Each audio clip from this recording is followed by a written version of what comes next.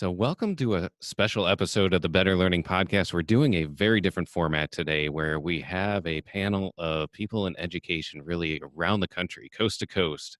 And we really wanted to be able to provide resources to everyone that's really going through this challenge of switching to e-learning, to remote learning, and learn from each other. That's really what this podcast has always been about. And there's so many different things that are going on. We felt it would be good to kind of bring a sampling of kind of friends of the show. Some of them you've heard on other episodes. Others are people that we are just meeting for the first time. But I wanted to start out and kind of give introduction to the panel here, and maybe I'll just kind of go in order that I have on my screen right here. Is I have Batsheva. You want to go ahead and give your introduction? Sure. Hi, everybody. So I'm Batsheva Frankel, and I'm the director of the Arte Institute, which is directly connected in conjunction with Arte Preparatory Academy in Los Angeles, California. It's a high school and a middle school. And the Arte Institute's goal is really to help students and teachers and educators and parents know what great education could and should be, and how to get it. And to that end, our biggest project is I host and produce a podcast called Overthrowing Education. Here's my, I don't know if you can see it, my mug plug. And so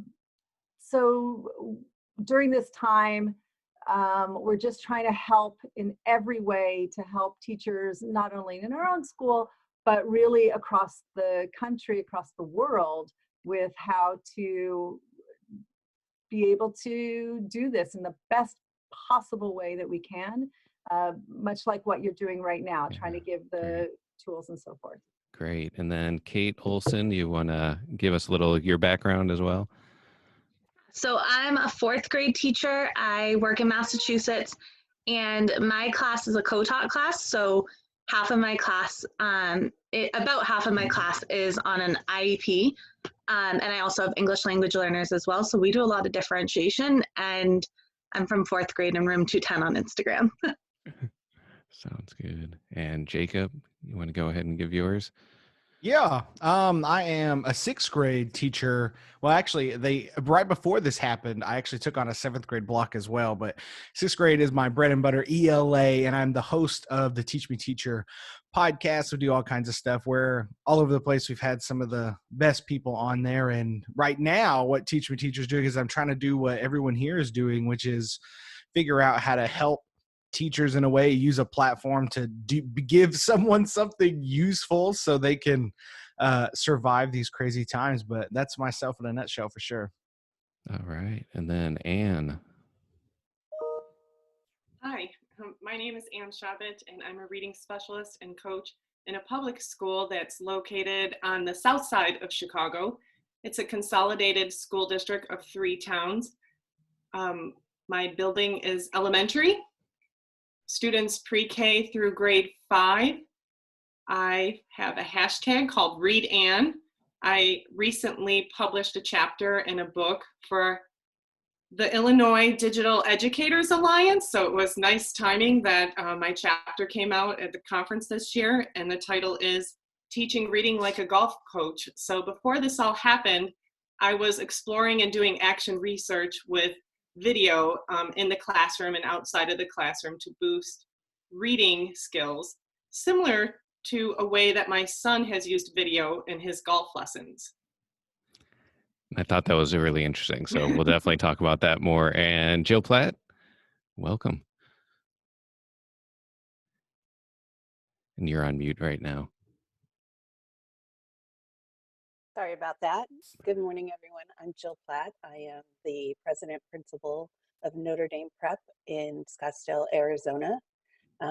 This is my 26th year in Catholic education, and we are surviving this from an administrator point of view, boots on the ground. It has been quite a journey going remote in 48 hours or less. So working with our teachers, our parents, and our students on navigating these new waters. All right. So now that we kind of got a little bit of background, we tried to get a sampling of a bunch of different disciplines, grade levels, and obviously locations around the country. And I guess first off, I hope everyone is doing okay and their families are doing okay, because I've been talking to a lot of people, and it's nice to kind of date stamp these a little bit. Where we're right at the beginning of April, and I feel like right now we're getting to a point where we're hearing about people that we know getting coronavirus, and but I would say we're still kind of more in the inconvenient side of things. And from all indications, the situation may change very quickly over the coming weeks. So I always want to kind of emphasize that there is definitely kind of a real kind of emotional and physical and things that we're dealing with. But obviously beyond that, we want to talk about as educators and how we can be helping at that level.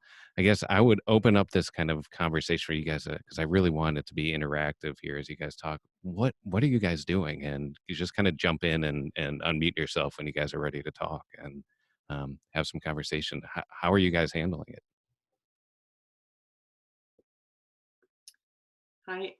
Well, our district just started prepping for remote learning, and our first day with students officially is tomorrow. We use the Seesaw app platform in our elementary school. We've been using it all year, and so we were excited that that was already in place.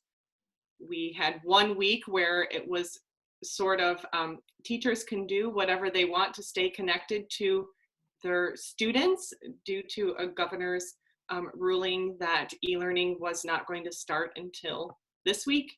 And so it's been an amazing outpouring of teachers, families, everybody just working together, connecting, sharing resources. I see that in the reading and writing field, just different authors sharing their books and their strategies. And it's just been an amazing response, I think, from what I'm seeing here in Chicago.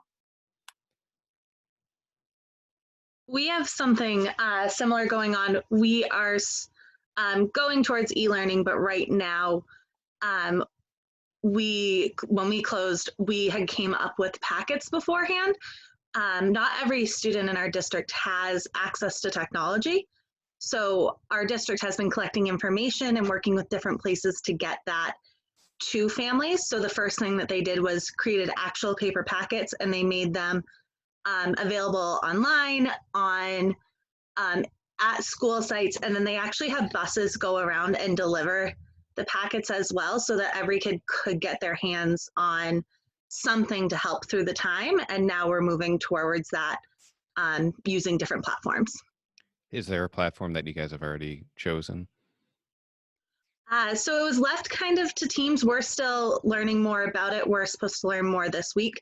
Our team has decided to work with Google Classroom, and then we all have our different ways to contact and connect with families, because that was our big push first, was just to kind of connect and make sure that your kids feel safe and welcome. So I use ClassTag for that. I like it. There's a lot of different languages in my classroom, and it translates for me. So if I can't necessarily speak online, it will translate a conversation back and forth. Cool. Yeah, that's really interesting.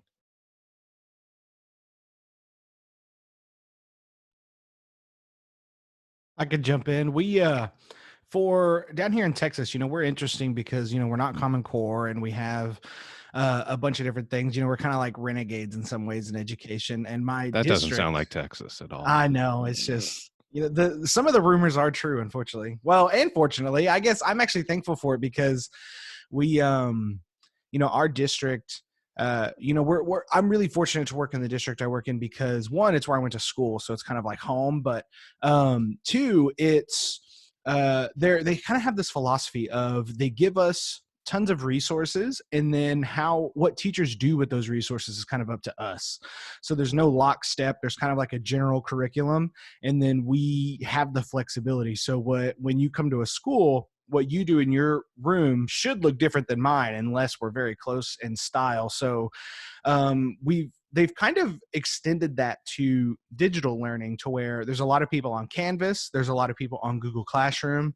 I'm familiar with both. So when most of my campus said they're doing Google Classroom, I just decided to do that because I didn't want to be like the one dude on Canvas when all the other kids were using Google Classroom. So that's what I'm using. But like my whole goal right now in terms of tools is to try to make, I teach, very workshop oriented. Anyone who's familiar with the work of Penny Kittle, Kelly Gallagher, or Nancy Atwell, those are like my people, or Donalyn Miller, right? So I'm trying to translate that as best as I can through video and a bunch of other resources, but Google Classroom and just the immense amount of support we've gotten from districts of them putting in the work to put together all this stuff in like a week time. Because our first day with students digitally was the 30th, which gave us about a week or so after spring break to put it all together. So it's been an interesting ride for sure. You mentioned Donalyn Miller. She's from Texas too, right? Yeah. We've had her on the podcast. She doesn't live too far away from me, which is kind of funny, but she is a Texan all the way, and she's fantastic. If anyone doesn't know her, you need to go read The Book Whisperer like right now. Yeah, her book changed my life. And ask her if she remembers getting trapped in an elevator in Chicago with me, and we were talking about meeting students in the digital platform, and she challenged me. She's like, if you could figure out how to do that, Anne, I want to know how. So I do really consider her nudge something that pushed me into some of the action research I was doing. Wow, that's interesting. Yeah, I'm gonna have to give her the link to all this when it comes out so she can see that for sure. That's awesome. Absolutely. I have a picture to prove it. We're in the elevator. Oh, that's funny. I'm going to jump in. I don't know how long you all have been doing your online platform, but certainly we have, we are a one-to-one school. And so we've had the capacity to work with students in a blended learning environment. But certainly it's different when you go to an online platform. We have been at this we're in our third week. And it has been a challenge. And even though students have devices, I think that the self-discipline, we're a 9 through 12, we're high school. The self-discipline and motivation for students, I think, is difficult, especially seniors who feel like their whole world's been ripped out from underneath them. But we've been using Canvas, that's our normal LMS, and then we also have the Google platform. We spent some time this morning in a department chair meeting talking about a new way to really approach this. I think the thing that we've learned the most in the last 3 weeks is the desire for students to have connection with one another and with their teachers. And so that's the feedback we've had most from our students and our parents is, they want to see your face. We've done a lot of video conferencing with each other, but not so much with the classroom yet. It's getting teachers comfortable with that. And how do I present my math problem when I don't have a whiteboard behind me? And how do I hook my Google platform into my Zoom or my WebEx? And so, but most importantly, I think the biggest thing we've learned is that connectivity, the need for them to see each other and to see and have that touch. Yeah, and we had an interesting conversation too, where, like obviously in the administration level, you're getting the conversations with the parents and the staff as well, and kind of trying to meet kind of the needs and the demands and the understanding to make sure, because there's all these trying times. So maybe we'll come back to that of some of, or if you want to jump in right now, of like some of the things that you have to think of, like as you're making these decisions and rolling them out. I think, from coming from a private school or a Catholic school, as part of a district of other Catholic schools, we're often compared with what's one school doing over another. So making the decisions that fit our community and our needs, there's a big push, and I don't know if you've felt this at the elementary level or where you are yet, but we get it all the time that colleges are going to pass fail. We should all go to pass fail. And that tug of, what's the best thing for students, knowing that we have students scholarships riding on GPAs, and we have sports scholarships riding on GPAs. Going to a pass-fail, when you talk from an educator standpoint, is probably the worst motivator you can do for students, because they are not going to self-motivate necessarily if they weren't already an avid learner, to say, well, if I calculate it out, I can do a D. I got to pass. I'm good. But the tug and pull of trying to please the masses from an administrator point of view is really difficult. Trying to make sure your teachers can teach, knowing that a lot of you are home with your own children, and trying to manage home life, sick family members, little children, their learning, and honoring the family, and then at the same time honoring the educational integrity and the importance of still trying to keep, again, that normalcy under this uncharted water for students. They need to have something that keeps them a little bit grounded. There are two things that you mentioned that just happened today. One, I had a student email a 1-minute video clip, and the mom was apologizing that the baby sister was whining in the background. I said, I love that the baby sister was in the background and hearing your daughter read. Please, by all means. So I think this piece of showing our human sides from our homes, our backgrounds, what we have, what we don't have, is really challenging. And the more that we embrace and nurture and just love all that we see, and accept things and just love back and reassure people that we're not here to judge, we're here to support, it's really helpful. But that human connection you mentioned is crucial. I was in a Zoom meeting today with our reading team across the district, and 2 of the other educators had toddlers and young children at home. And of course they were climbing in the video, and the one teacher's husband went outside with some puppets and had a Disney stuffy. And I said, I've been doing this for a while with some teletutoring. So I told Jay, I said, listen, Mr. Smith, I'm prepared for you. That's right. I have my brain break box ready. And when those other children show up, we give them air hugs, we blow them kisses, we talk about sensory bags, and I just let the other teachers know, yeah, my son's 20. He's not going to show up, but I love that yours do. Exactly. All about the children. I love the idea of that connection too. I've been doing read alouds to my kids every day, and finally when I got to talk to them all in a Zoom meeting, and I was like, do you guys even like that? You can barely see the picture, it's far away. I'm not the best with it. And one of my kids said something, and he's not the type to say this at all, and he was like, I'm really just excited to see you again. Aww. And they were like, can you do this when we go back? I think you're totally right in that connection, and making that human connection is so important.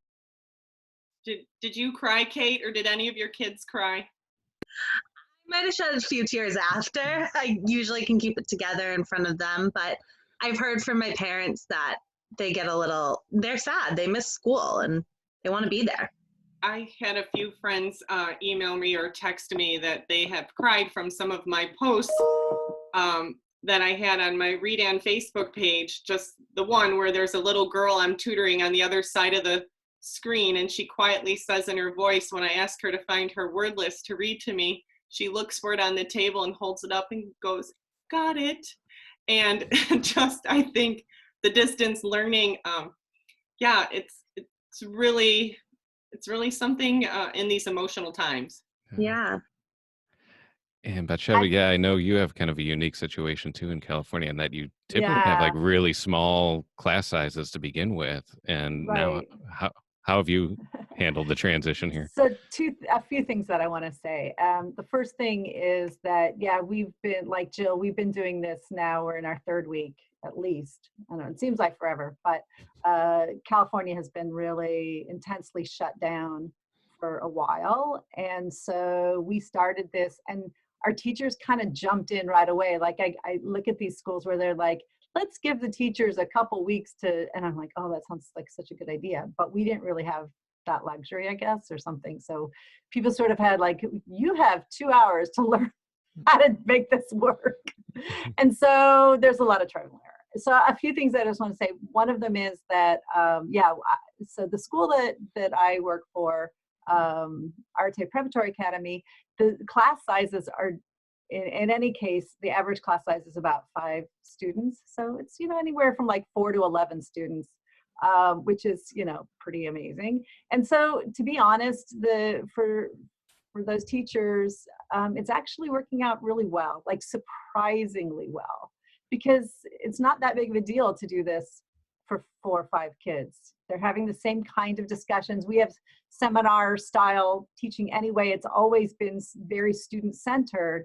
So what I get out of this, and what I think a lot of teachers across the country are discovering, is that they have to really change up the way they teach. And it's not so normal. And I'll look forward to hearing from the rest of you about how that plays out in your schools. But it seems like, the move towards more student-centered learning is kind of essential. And especially when we look at equity issues like Kate was speaking about, where not everybody has access to technology in the same way. So we have to be really creative with how we go about doing this. And so like our school, I feel like, is lucky. My husband actually is an ed tech specialist. He's a genius.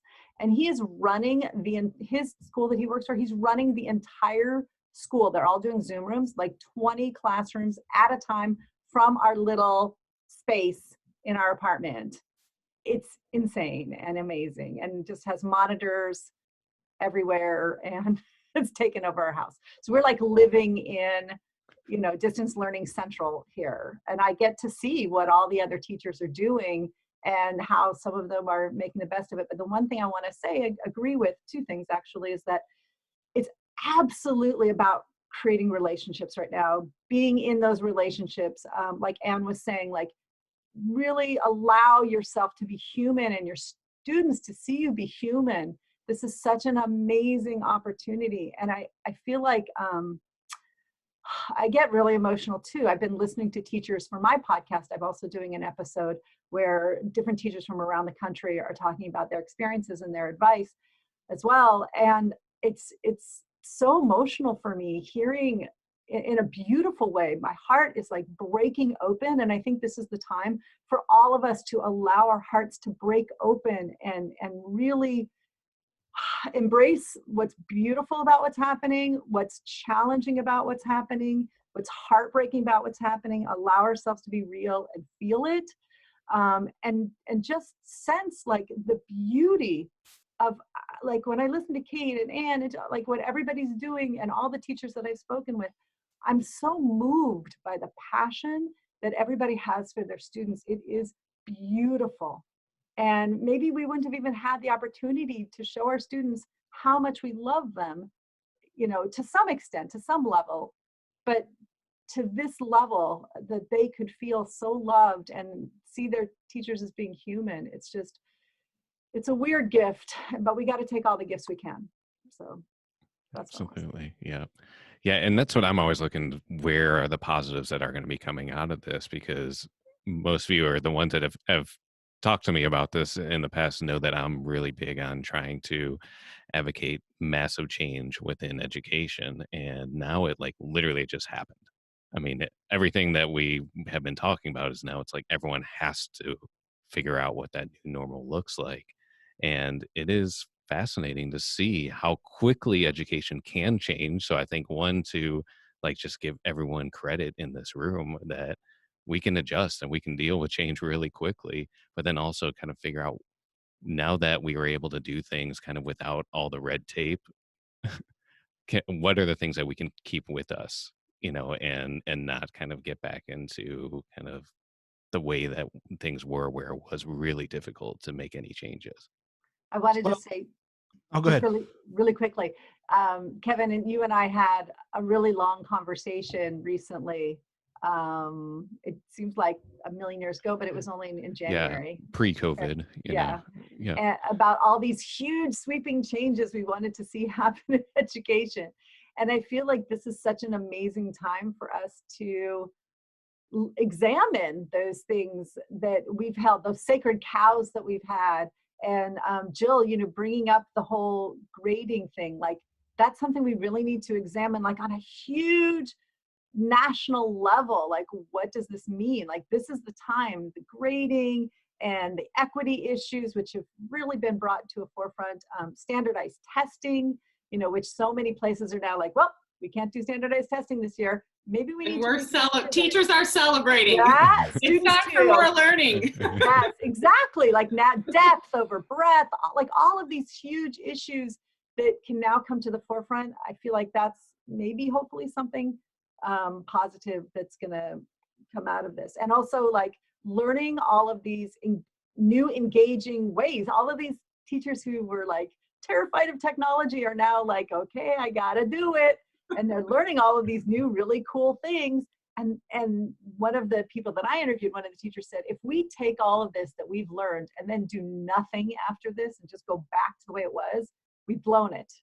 Like, we have to look at this as an amazing opportunity for us to try new things. We might fail a little bit, but that's okay because everybody's, doing the best that they can. So I think that I'm trying to find like the silver linings, and I think there's a couple that it could be potentially really big silver linings. So, yeah. Absolutely. We had some teachers that kind of, I would say, refused to collaborate. Now they have no choice. They must collaborate.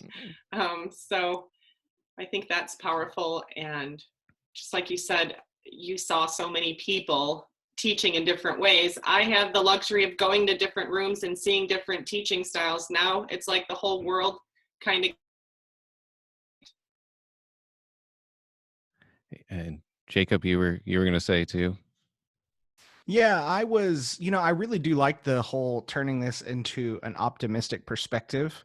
But here's what I worry about. And I was reading at like 2:00 last night, just reading teacher books because I got to get my teaching in when I can, you know what I mean? And like, I don't know about any of you guys, but maybe someone listening here, like I'm not a good self-manager ever, right? Like I need an hourly job that I go to. I need a place. Like when I'm home, like I eat chocolate chips and pancakes, you know what I mean? So like, I'm dying a little bit. So I gotta find ways to keep me sane a little bit. So professional reading is a part of that. And I was up at 2:00 last night reading, The Acts of Teaching by Dr. Carroll. And it's just the stuff in there, right? That we've taught, like the experts in the field, anyone who pays attention to research or what's being said, a lot of you guys have already said it on here, but like teaching has the best people that are doing this job are telling us to be more student centered. And they've been saying this for a long time. And like in English classes, for instance, workshop was huge, like in the 80s, right? I mean, this is when all this research came out, and even a little bit before that, depending on who you're reading. And then it went away. And now it's kind of coming back. And it's just like this, there's stuff like that in teaching that is, it kind of works in cycles. But I love this idea that we can take this and go, oh, everyone knows we don't need standardized testing. Like everyone knows that, like, that's like the bane of educators and really doesn't serve anyone except for people that need to pay people. Right. But there's these things about teaching that do kind of need to change. There's glorified packets that are, engaging, but they're really just packet work and worksheets and stuff like that. And there's, in the right circles, we've been pushing to move beyond that, or at least change those into something a little bit more engaging. But I feel like this could go one or two ways. One, we come out of this and we go, yeah, let's revolutionize. Let's take all that stuff that we just forgot about and we still survived and evolve into something else. But then there's this other reality that we go back to school and the first thing I hear is, okay, we have to do 1 million tutorials on these kids because they didn't take their state test last year. So we don't have any data. So let's hit them with this packet. Let's hit them with this. Let's hit them with all of these basal assessments. And I have a feeling that's going to happen in a lot of places. And not necessarily my district, but for all the people that are going to hear this, I bet a lot of teachers are going to be in that scenario. And I don't know how to combat that other than to be like us and kind of share the good news and hopefully people listen. You had mentioned Marzano, and I look at Hattie too, and time again they say formative assessments. And to speak with the Notre Dame principal said, I'm sorry, the face isn't on here. Is she still here? Yes. Okay, there she is. Jill, hi, Jill. Hi. At any rate, on Hattie's research site, they have, I think it says item number 2 on the top influencers of student achievement is self-reported grading, and he has some great videos. Yes. But I too, as a parent who had a child go to a Catholic university, and there's a sliding scale of tuition based on his GPA, we needed those grades for tuition scholarships. So we're in a situation here that we need higher ed to get involved to change it at our levels. It's always a battle.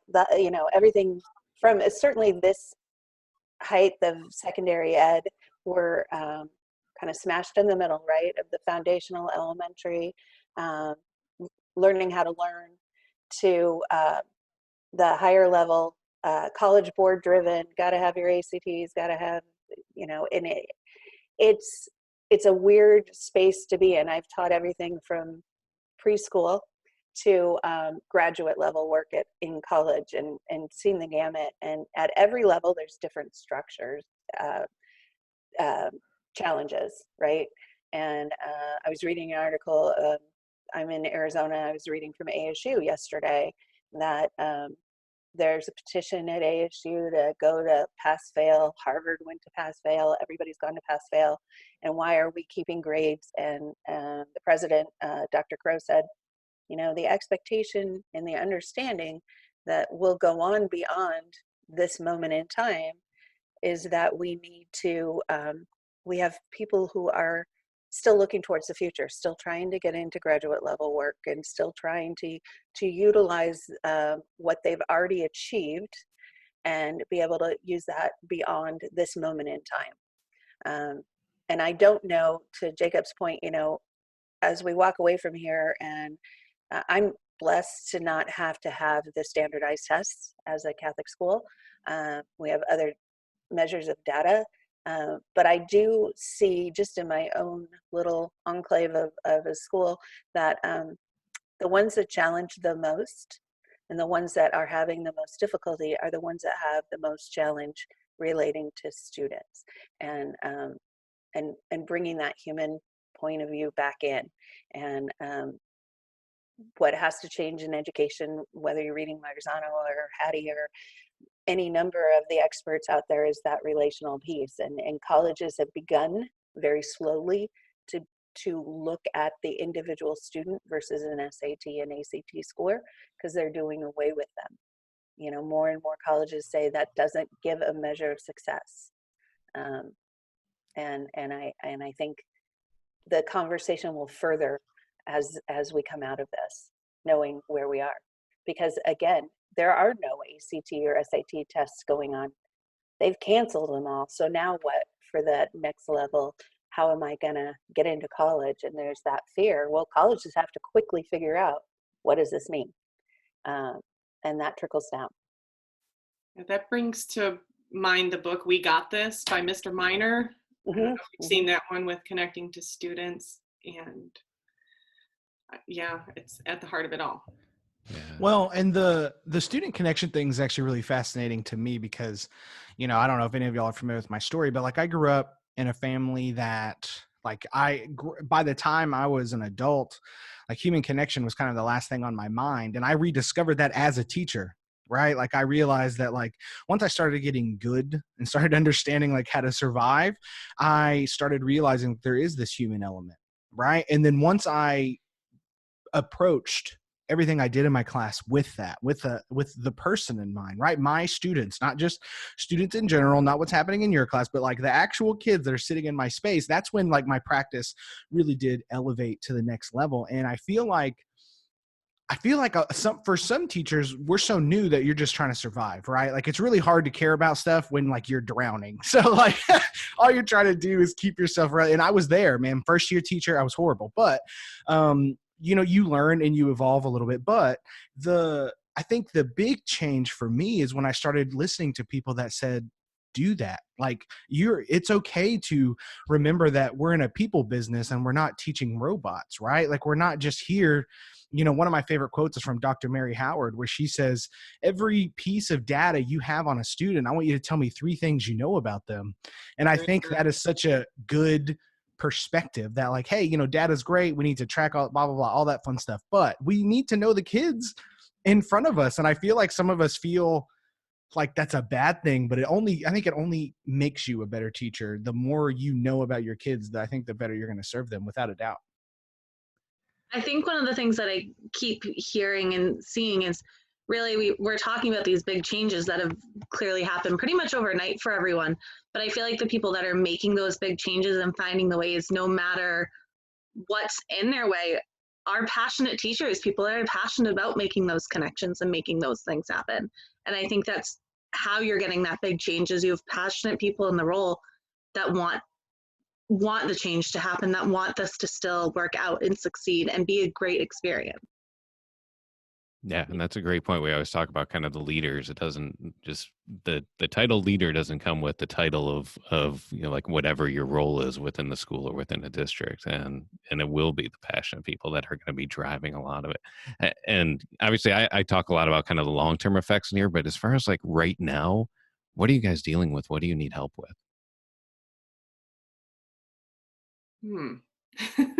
I mean, for like, I already said it a little bit on here, but like me is like my own mental health. Like, you know what? I'm just going to like, I do so well. Like teaching is what I do. Like it's so much, it's my DNA. Like education is so much for me. So like processing everything for that, like I feel like I feel comfortable doing what we're doing right now. Like I'm not pumped about recording videos all the time for students rather than doing lessons and sitting with kids. And most of my class, I'm conferencing about their reading and writing. So that element kind of is solved through Zoom.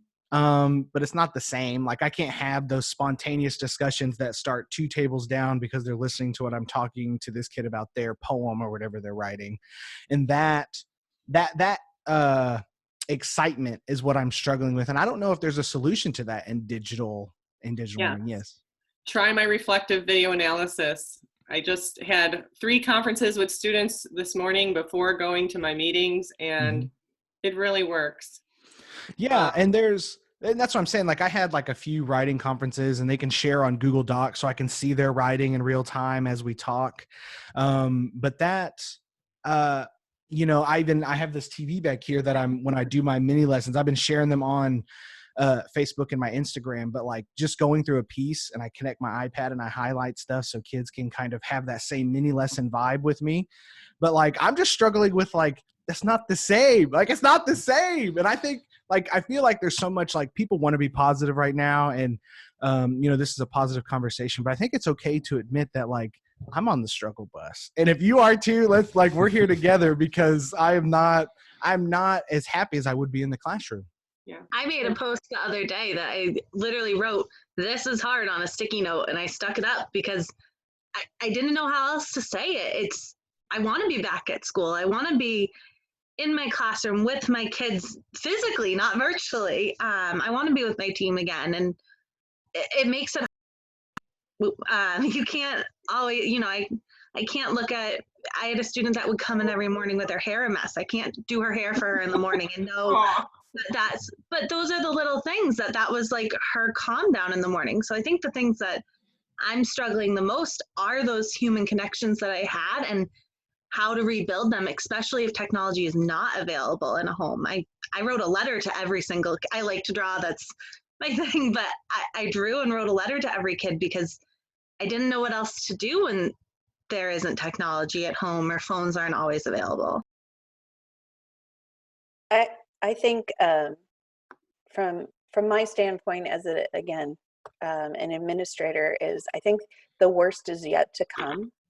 We're just, if you look at the analysis of where we are in this COVID virus and the projections that came out this morning, 200 could be 250,000 people dying when that first child goes or somebody connected close to the school goes, that social emotional development or intercession, if you will, is going to be critical, because these kids are not going to know how to handle that. And it's different than having a death in your community. If you've ever been in a school and a parent dies, or even, God forbid, a child, you have the one-on-one connection. This is going to be a space and a place where it's going to be difficult because they already are isolated. And dealing with that piece, I think, really scares me, and making sure everybody's okay. I think you bring up a really good point, Jill. That schools, we're trying so hard to figure out how to use Zoom or Google and all the tech pieces, which I think are so, so important, and figuring out the other ways, like Kate was saying, like, how do we reach our students? But I think putting a contingency plan, that I think you bring up such a great point. Like, we need to ready ourselves for how are we going to deal as a school, as our schools, with the emotional fallout. Not like really what's happening now, which is that all the teachers and all the students and all the parents are having to deal with their own well-being, which is one level, which is really, really important. But like you said, like, what's our plan? A solid plan. What are we going to do if this happens in our community? And I know our community dealt with a tragic, one of our students years ago was killed, and it was beyond devastating. It colored the whole year. And so this is really the time, like, before that happens, if it hasn't already happened, and I hope it hasn't happened in communities, and I hope it doesn't happen, but this is the time to plan for it in the same way that people are hoarding toilet paper and hand sanitizer. Like, we need to have a plan in place. So let's send that message out there to school administrators. Like, this is the time to get that plan in place. I think that's so important, Jill. Thank you. Yeah. Yes. And I know we're getting to the point here where we're starting to wrap up. So if you guys do have kind of some kind of final comment, advice, or like anything, I just want to respect everyone's time here so we can wrap up here. My final comment is, at first I will admit I was skeptical about flexible seating and all the fancy furniture coming into classrooms. And now digital learning has really helped me see that. I was on a classroom platform for second grade, and there were, imagine 25 little squares in all their different rooms, and I had anything from a kid laying down on his pillow. I had a student at their desk in the kitchen, or the table in the kitchen, eating snack. There was a student standing up, waving side to side, kind of just running around the room. Another one jumping on the sofa. And they were all learning and engaging and participating with us. So it really opened my eyes up to the new seats and desks and everything that have been innovated for our classrooms. We do need them. And how could we make home like school and school like home, and keep the project-based, hands-on, engaged learning, connected learning going? It's what we need to do for kids.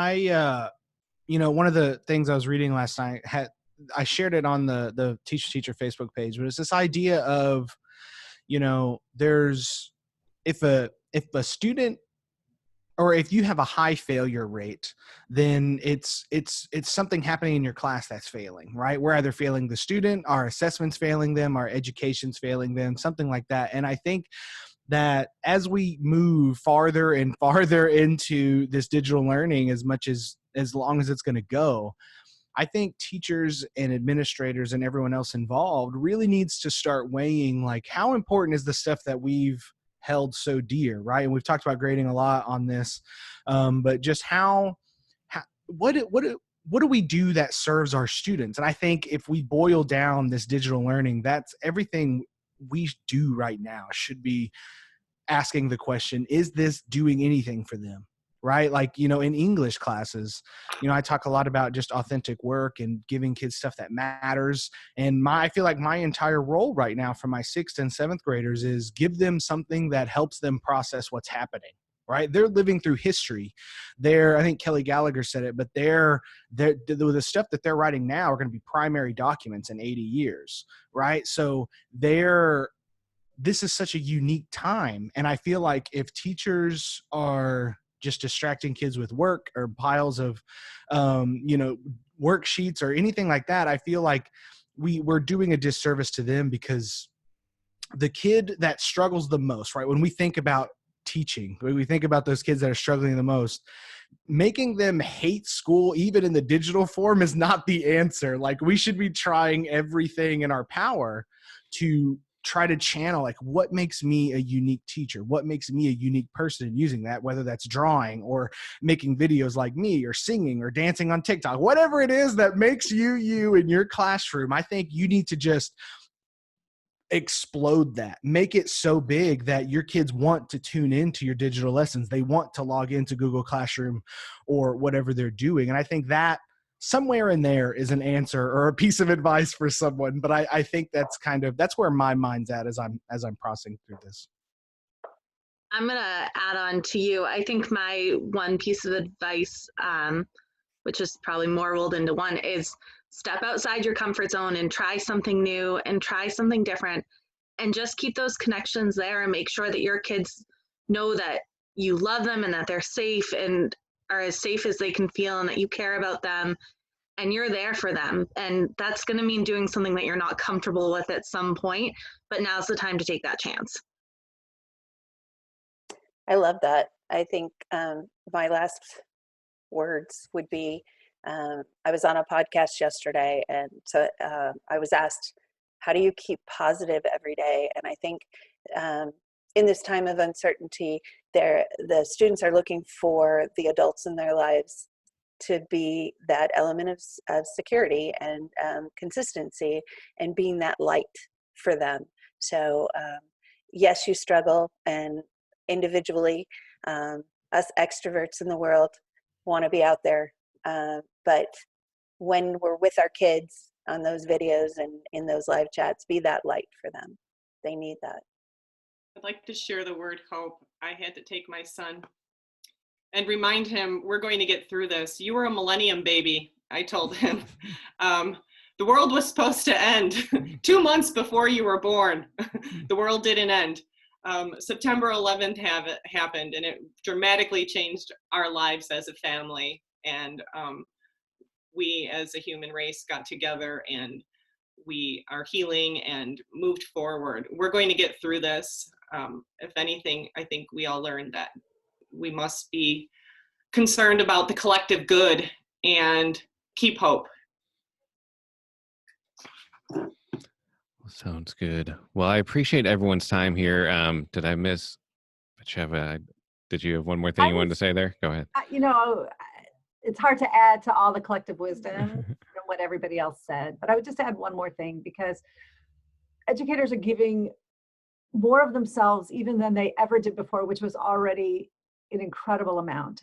And so not to forget to take care of ourselves in those moments when we can. So important. Find the thing that brings you joy. I mean, I rediscovered jigsaw puzzles, and it's like the most calming, amazing thing. And my son and I do it together. Like, it gets him off of the electronics and me, and and you find whatever that thing is that gives you a few minutes of peace and joy, exactly, whether it's art or whatever that thing is. The other thing, like, I did a thing with my girlfriends all around the country. We did a Zoom dance party. I mean, we were all dancing in our chairs. It was so much fun, and it was so lovely. So, do the best that we can to take care of ourselves in whatever way that means, so that we have the strength to then be able to give over to the people who are really counting on us, our students and our parents. Well, great words. And I appreciate it. First off, I just appreciate everything that you guys are doing, because it is, I mean, there are so many different aspects to this, and the role that I think that's probably one of the best things that's come from this is all the parents are realizing how much impact educators have and how much positive they can do. So thank you all for your time and for what you're doing here. I feel like it's hard to even summarize this because there's some positive, there's some negative. It's like, I always want to be optimistic and look, and I think right now in the middle of this, it just is. It's just, this is what it is right now. And I love, the overriding thing would just like remember to just be human and know that, like we need to help each other out right now. So, I will wrap it up here and let everyone go back, but thank you very much. And hope that whatever we can do to help each other, we're here, and reach out to other people whenever you need help. Having us. Thank you for having us. Yeah. Thank you very much. Thank you. All Thank right. you. Thanks, guys. Nice meeting everyone. Nice to meet you all. Nice to meet you all. Yeah. All right. Well, we'll turn this around pretty quick, so I'll share links and stuff so you guys can have it and do what you want with it. And yeah, really, just thank you for what you're doing right now. It's a crazy time. I always want to just be positive on it, but there's also a lot of reality right now going on. So it's school sometimes is not the most important thing. So it's okay that it's not. That's right. I really, this is the most important thing. Right? Yeah. There we go. Is that where you want to be? I like it. Yeah. Yeah. I'm in some large grass like an ant. Okay. Yeah. Better than my dog and my husband walking back and forth. Right. That's why I did also, because I've got so much going on in back. So that's why I had to put up a background. So I apologize for not, but yeah. I still need to explore that, but I have my friends painting there, and we're the Fulton Flames, so I have a candle lit every day for us. Nice. Oh, awesome. So it's a good chance for us to all check each other's podcasts out as well. Absolutely. So, so Teach Me Teacher, and of course Kevin's, and mine's Overthrowing Education. Yeah.